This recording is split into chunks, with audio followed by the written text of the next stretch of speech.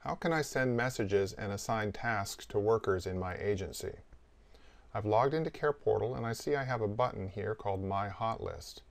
I have another button up here which is really the same thing. It's abbreviated as HL for Hot List. And this will appear at the top of all of my screens in Clinical. The significance of the numbers 00 will become apparent later. I'm going to click My Hot List to take me in. And I'm going to click New Hot List Item. At this point I can choose a type of hot list item, whether it be communication, which is the default, or to request a call, or in-service, order labs, or to-do. I'm going to accept the default, which is communication. If I prefer, I can associate this particular hot list communication with a patient. Now I don't have to do this, but if it's related to a patient, it's a good idea to indicate who that patient is. So I'm going to type in a patient name, or part of a name, and it's going to come up for me. I'm going to choose that one. Now I have the assigner and assignees. This is similar to a from and a to when you're doing an email. So who do I want to send this to? I have a choice. I can send to individual workers in my list. So I'm going to choose perhaps this worker and Kermit Frog. Now I can also send to a special group of workers. One of the more useful ones is this top one. It says workers assigned to patient CPOG5 Randy. What this will do is it will send to all workers who have scheduled or actual visits for this patient and the case manager. So even if you don't know who those are, it will send them out to you for you automatically. I can also send to a special defined group of workers that I've defined myself.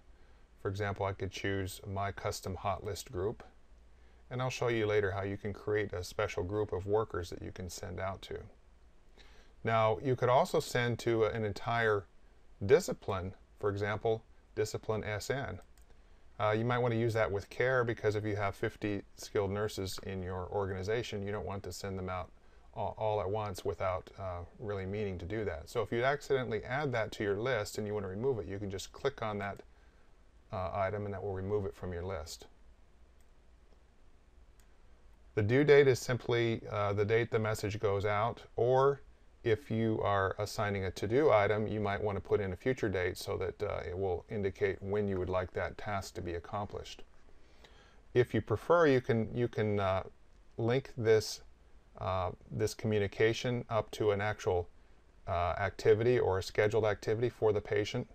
So if I click on here, I can say, oh, I want this to be associated with the 12/8/2010 scheduled visit for this patient. So this is a list of visits, scheduled or actual visits for the particular patient I've selected.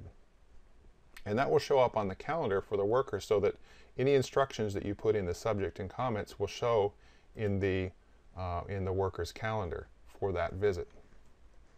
So I'm going to say for subject, change catheter. And for comments, I can put in whatever I want, like please use a special catheter.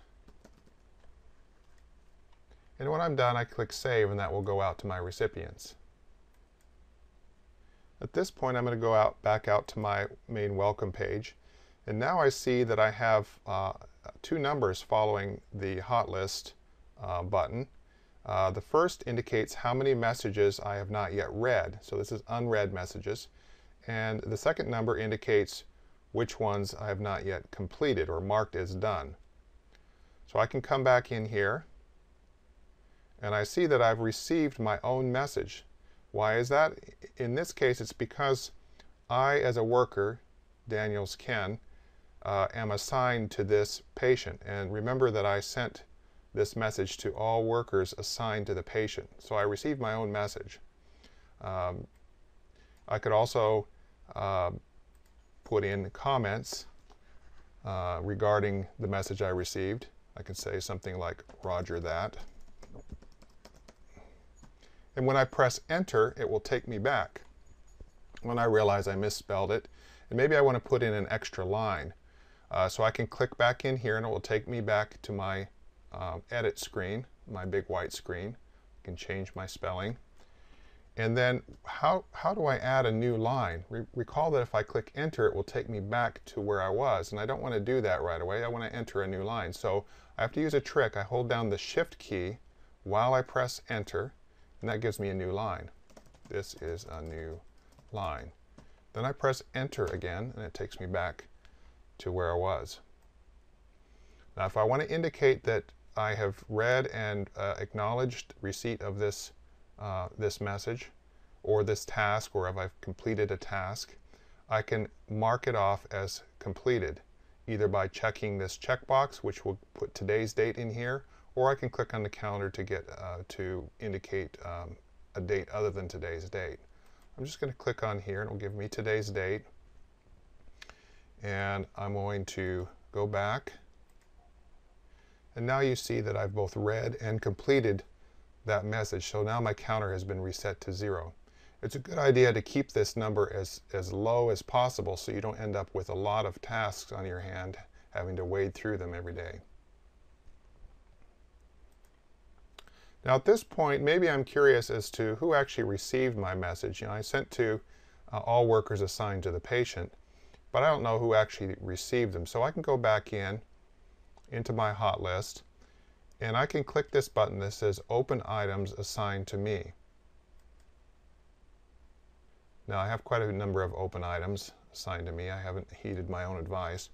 But you can see here this change catheter for 1203.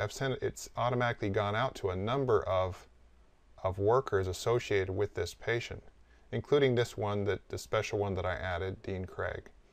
So you can see that a number of workers receive this message, and you can tell who has read them and who has not. If you take a look at this U, that means it's unread next to the subject. If there was an R, it would mean the message has been read.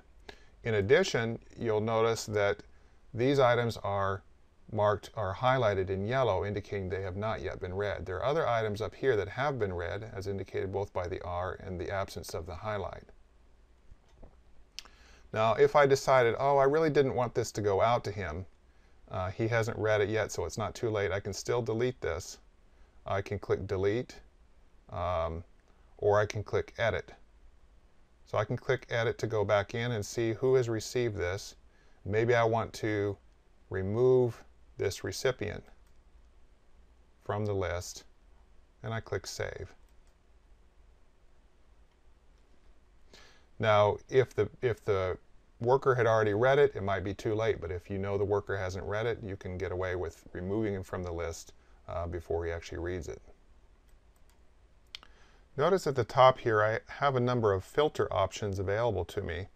I can find all the messages that are assigned to a particular person.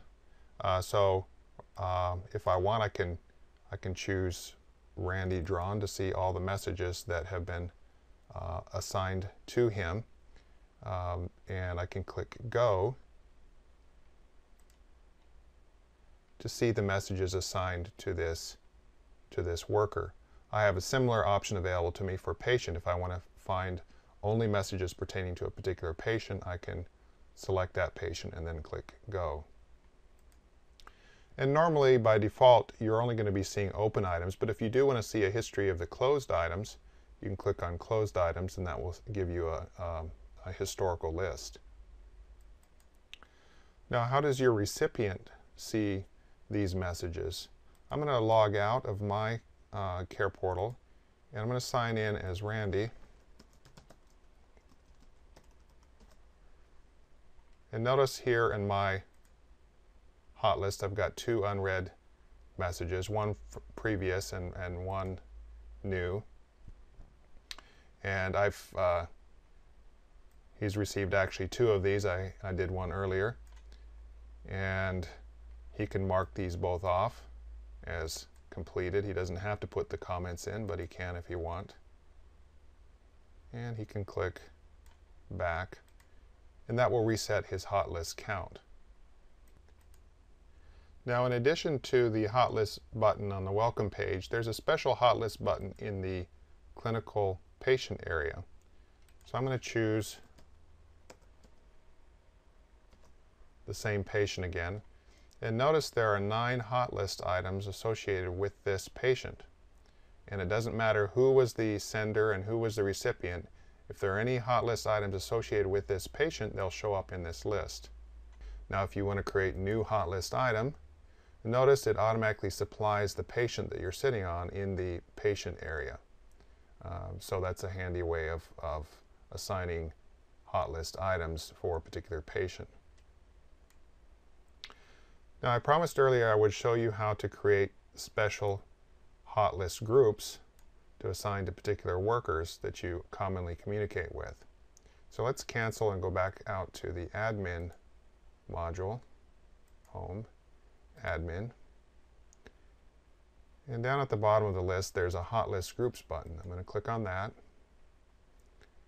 And I've got 3 groups already here, but if I want I can add a new group. And I can say very special hot list group. I can click Save to save my group, and then I can add members or recipients to that group. So I click New Entry. I might type Nels, and I click Save and Add New. And I click Dana, and I click Save. And so now I have 2 recipients. I can add as many as I wish to that group. And every time I send to that group, it will send to all members of that group. This ends the demonstration of the hot list functionality.